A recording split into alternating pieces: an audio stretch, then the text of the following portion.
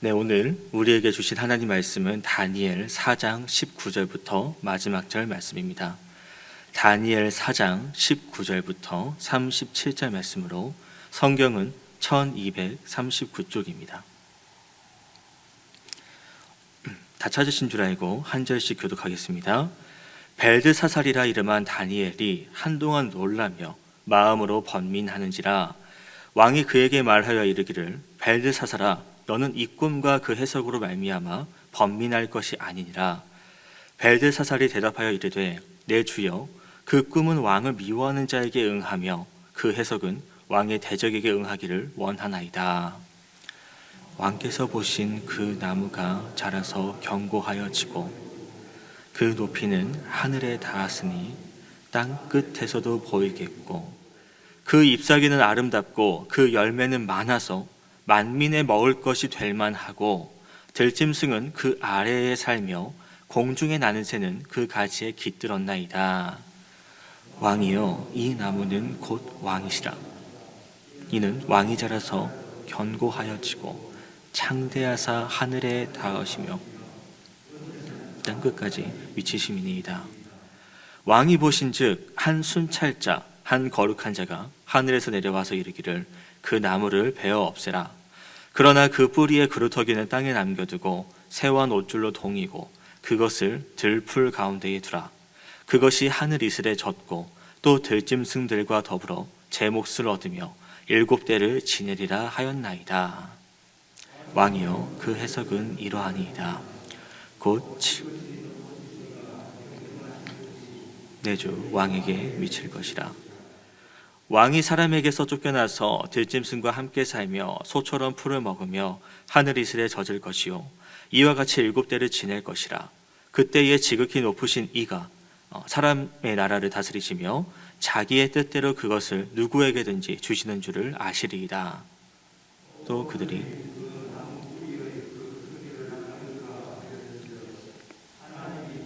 주시는 줄을 왕이 깨달은 후에야 왕의 나라가 견고하리이다. 그런즉 왕이여 내가 아뢰는 것을 받으시고 공의를 행함으로 죄를 사하고 가난한 자를 긍휼히 여김으로 죄악을 사하소서. 그리하시면 왕의 평안함이 혹시 장구하리이다 하니라. 이 모든 일이 다 나 느부갓네살 왕에게 임하니라. 12달이 지난 후에 내가 바벨론 왕궁 지붕에서 거닐세 나 왕이 말하여 이르되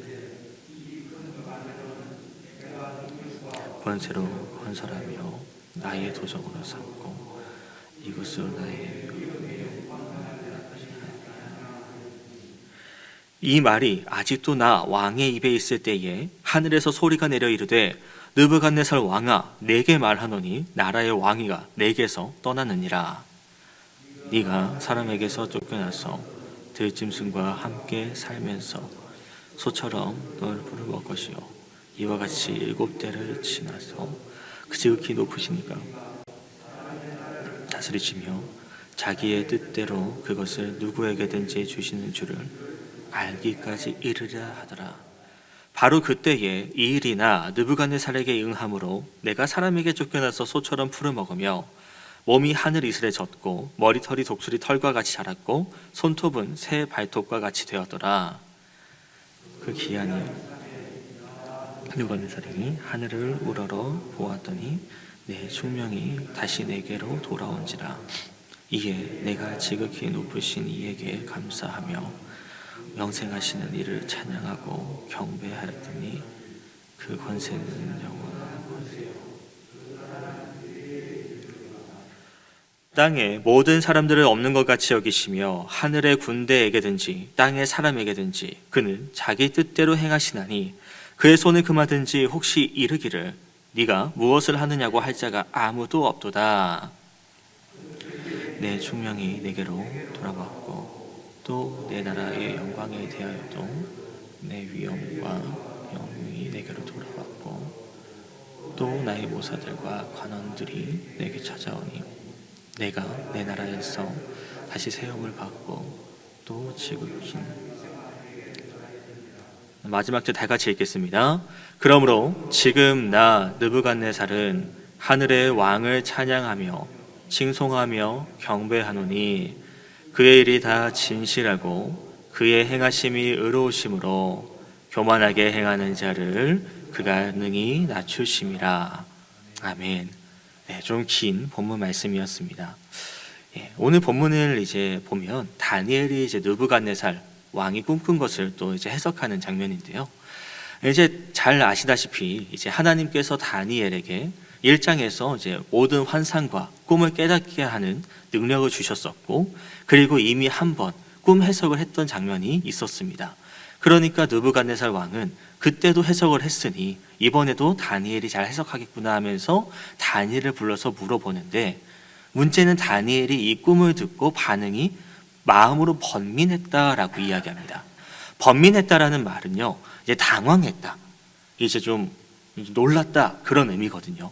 그러니까 이렇게 놀라고 당황했다라는 것은 이 꿈 자체가 이 왕에게 뭔가 맞지 않은, 좋지 않은, 그러니까 흉몽에 가까운 그런 꿈이었다라고 이제 유추할 수가 있다라는 것입니다. 그러니까 왕이 일단 말하는 거예요. 아니, 너무 그렇게 번민하지 말고 이제 그냥 얘기해봐라. 그러니까 다니엘이 뭐라 그럽니까? 이제 차라리 이 꿈이 왕의 대적의 꿈이었으면, 왕을 싫어하는 원수들의 꿈이었으면 좋았을 것이라는 표현하는 것이죠. 왜? 지금 이 꿈이 왕에게 좋지 않은 꿈이니까 왕의 원수가 꿈꾸는 거면 차라리 왕에게 편할 테니까, 왕에게 좋은 꿈인 거니까 라고 다니엘에는 이제 안타까움을 표현하고 있는 부분이라는 겁니다. 어찌됐건 왕이 이제 물어보니까 다니엘이 이제 왕의 꿈을 해석을 합니다. 이제 22절에서 이제 왕의 꿈에 등장하는 나무가 왕 자신입니다. 왕이십니다. 이 나무는요, 이제 하늘에 닿고 땅끝까지 미칠 정도로 정말로 위대하고 대단하고 그 통치가 대단한 이 나무로 인해서, 그 열매들로 인해서 많은 사람들이 이렇게 또 도움을 받고 정말 큰 나무다라고 말하고 있는데, 문제는 이제 한 순찰자가 하늘로부터 내려와서 그 나무를 베어버린다라고 말합니다. 그리고 7대 동안 이제 들짐승과 지내라고 말하는 것. 이제 왕이 나무라고 그랬는데 그 나무가 꺾인다는 것은 나무의 역할을 제대로 못한다라는 것이고, 그리고 이제 그 뒤에도 나오겠지만 그 왕궁에서 쫓겨나서 정말 짐승들과 함께 지내면서 7대를 지날 것을 이야기하고 있습니다. 여기서 7대라는 것은 어제 또 이제 수요 예배 때 이제 담임 목사님께서 말씀을 해주셨는데요. 단순히 이제 7년이라고도 볼 수 있겠는데, 여기서 이제 그 7이라는 숫자는 이제 완전수를 의미를 하죠. 그래서 이제 꼭 7이라는 7년이 아니라 하나님 보셨을 때 딱 적당할 그때라고 이제 보시면 더 좋을 것 같습니다. 그러니까 하나님이 만족하실 때만큼, 여기서는 느부갓네살이 하나님의 존재를 완전히 깨닫고 하나님을 충분히 받아들일 수 있을 때라고도 볼 수 있겠습니다. 그래서 이제 뒤에 보시면 지극히 높으신 이가 사람의 나라를 다스리신다는 것을, 하나님께서 모든 것을 좌우하신다는 것을 왕이 깨달을 때까지를 7대라고 보시면 되겠는데요. 그리고 나무에 그루터기를 남겼다는 것은 아예 뿌리를 뽑아서 완전히 갖다 버린다, 불태운다, 완전히 이 사람에게 기회를 끊어버린다가 아니라 그래도 한 번쯤은 더, 아직은 더 돌이킬 수 있는 기회를 주시는 자비의 하나님의 모습을 볼 수 있고, 그리고 다시 돌이키게 된다면 하나님께서 또 세우시는 나라가 되는 거다 보니까 이제 더 그 나라가 더욱 굳세질 것이라고 다니엘은 이 느부갓네살에게 그 꿈 해몽을 해주고 있는 부분입니다.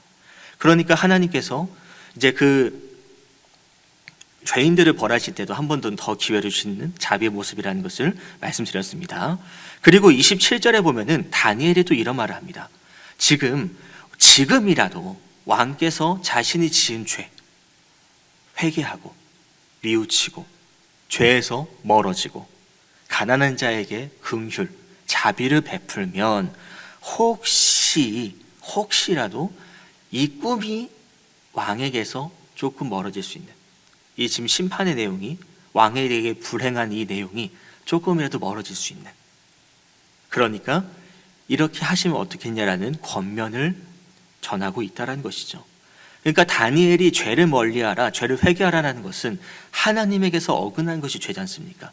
하나님 말씀대로 살지 않는 것이 죄인데, 이방 나라의 왕이라도 하나님의 주권을 인정하고 하나님 말씀대로 살아가는, 하나님 뜻대로 통치하고 백성들을 이제 긍휼을 베푸는 것을 하게 된다면 하나님께서 심판하지 않으시고 자비로 또 돌봐주지 않으실까라는 다니엘의 또 이제 생각이 담겨진 내용이었다는 것입니다. 그런데 29절을 보시면 12달이 지났죠. 1년이 지났습니다.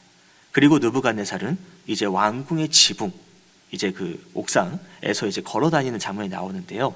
12달이 지났다라는 것은 이제 느부갓네살이 그 두 번째 꿈을 꾼 뒤에 1년이 지났다라는 것인데, 이때까지도 하나님은 시간적 여유를 주셨다라는 것이에요. 당장 너가 빨리 깨우치고 돌아와라, 빨리 회개하라, 그것이 아니라 너가 아직은 나를 잘 받아들일 수 없을 수 있겠지만은 내가 기다려 줄게. 그런 의미에서 1년 정도 시간을 주셨다. 여기도 하나님의 자비로우심이 드러나고 있는데요. 문제는 30절입니다. 느부갓네살이 지붕에서 걷습니다. 그리고 자기의 도성을 보고 하는 말이 뭐냐면 자기를 높입니다. 자기의 위엄과 영광을 드러내고 교만함으로 스스로를 찬양하고 있다는 것이에요. 1년 전에 다니엘이 분명히 조언을 해줬음에도 불구하고 하나님의 경고는 이미 꿈은 잊어버린 그런 모습이라는 겁니다.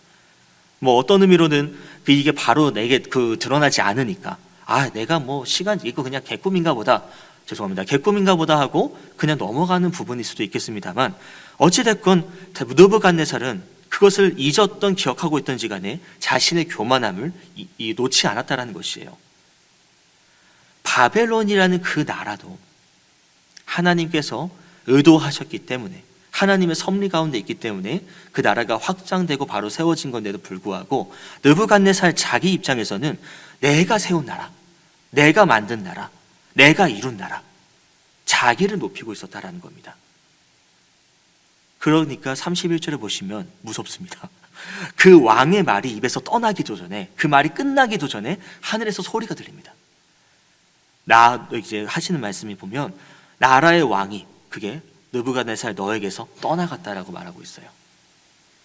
잠언 21장 4절을 보면 이런 말씀이 있는데요. 눈이 높은 것과 마음이 교만한 것과 악인이 형통한 것은 다 죄다. 27절에서 다니엘이 분명히 왕에게 죄에서 멀어지셔야 됩니다. 죄를 버리셔야 됩니다.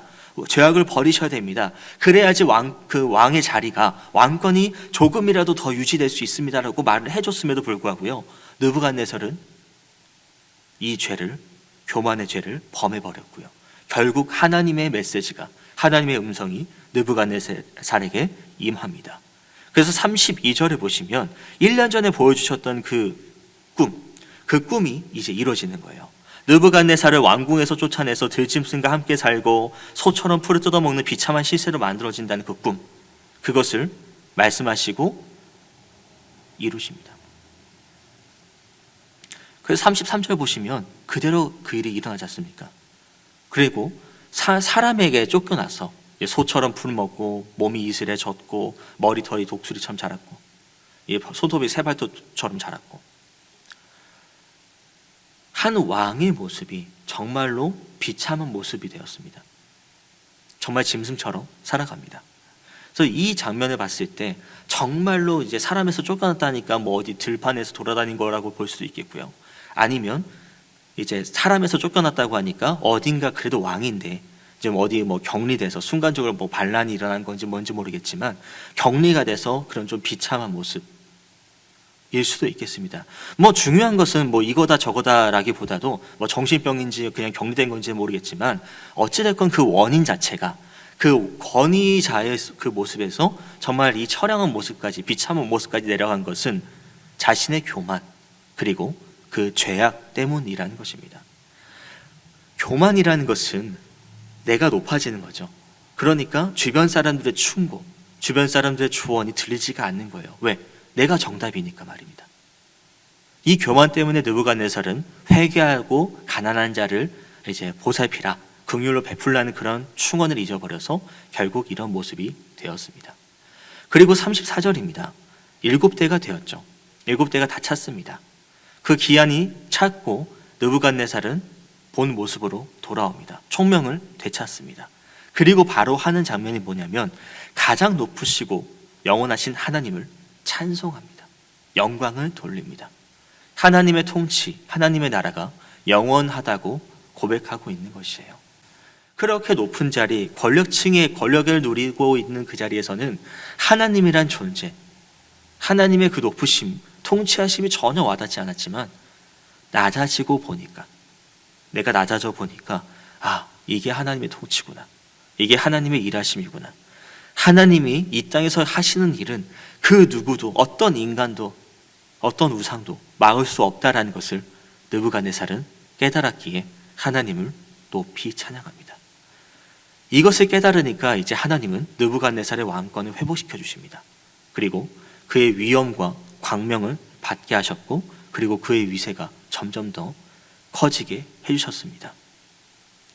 느부갓네살은 또 이런 모습을 보면서 하나님을 더 찬양하고요. 하나님이 하신 일이 옳구나, 하나님이 하신 일이 참된 거구나, 하나님은 공의로우신 분이니까 교만한 자, 죄인들을 낮추신다라는 것을 마음 깊이 새겼다라는 것입니다. 말씀을 정리하면 이렇습니다.